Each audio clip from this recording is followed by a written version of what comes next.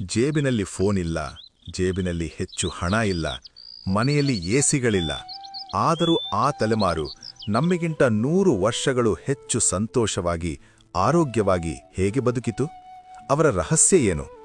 ಈ ತಲೆಮಾರು ಹೋಗಿಬಿಟ್ರೆ ಮತ್ತೆ ನಮಗೆ ಪ್ರೀತಿಯನ್ನು ಹಂಚುವ ಕೈಗಳು, ಕಥೆಗಳು ಹೇಳುವ ಧ್ವನಿಗಳು ಇರಲಾರವು. ನಾವೇನು ಕಳ್ಕೊಳ್ತಿದ್ದೇವೆ ಗೊತ್ತಾ ಸ್ನೇಹಿತರೆ? ಗಮನಿಸಿದ್ದೀರಾ? ನಮ್ಮ ಕಣ್ಣು ಮುಂದೆ ಒಂದು ಯುಗ ಮುಗಿದು ಹೋಗುತ್ತಿದೆ. ನಮಗೆ ಜನ್ಮ ನೀಡಿ ಜೀವನವನ್ನು ಕಲಿಸಿದ ಒಂದು ಮಹಾನ್ ತಲೆಮಾರು ಒಂದೊಂದಾಗಿ ನಮಗೆ ಶಾಶ್ವತ ವಿದಾಯ ಹೇಳುತ್ತಾ ಅಂತರ್ಧಾನವಾಗುತ್ತಿದೆ. ಅವರ ಜೊತೆ ಆ ಆತ್ಮೀಯತೆಗಳು, ಆ ಮೌಲ್ಯಗಳು ಕೂಡ ಹೋಗುತ್ತಿವೆಯೇನೋ ಅನ್ನಿಸುತ್ತದೆ.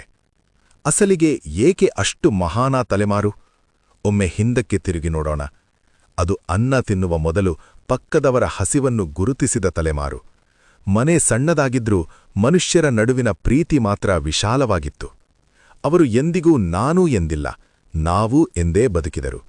ಉಮ್ಮಡಿ ಕುಟುಂಬಗಳಲ್ಲಿ ಕಷ್ಟ ಸುಖಗಳನ್ನು ಹಂಚಿಕೊಂಡರು. ಆಸ್ತಿಗಿಂತ ಆತ್ಮೀಯತೆಗಳಿಗೆ, ಅನುರಾಗಗಳಿಗೆ ಹೆಚ್ಚಿನ ಪ್ರಾಮುಖ್ಯತೆ ನೀಡಿದ ತಲೆಮಾರು ಅದು. ಅವರಿಗೆ ದೊಡ್ಡ ದೊಡ್ಡ ಡಿಗ್ರಿಗಳಿರಲಿಕ್ಕಿಲ್ಲ, ಆದರೆ ಜೀವನ ಎಂಬ ಪುಸ್ತಕವನ್ನು ಸಂಪೂರ್ಣವಾಗಿ ಓದಿದ ತಲೆಮಾರು ಅದು. ಗಡಿಯಾರ ಇಲ್ಲದಿದ್ದರೂ ಸೂರ್ಯನನ್ನು ನೋಡಿ ಸಮಯ ಹೇಳುತ್ತಿದ್ದರು. ಕ್ಯಾಲ್ಕುಲೇಟರ್ ಇಲ್ಲದಿದ್ದರೂ ಬಾಯಿಲೆಕ್ಕದಲ್ಲೇ ಜೀವನವನ್ನು ಗೆದ್ದ ಮೇಧಾವಿಗಳು ಅವರು.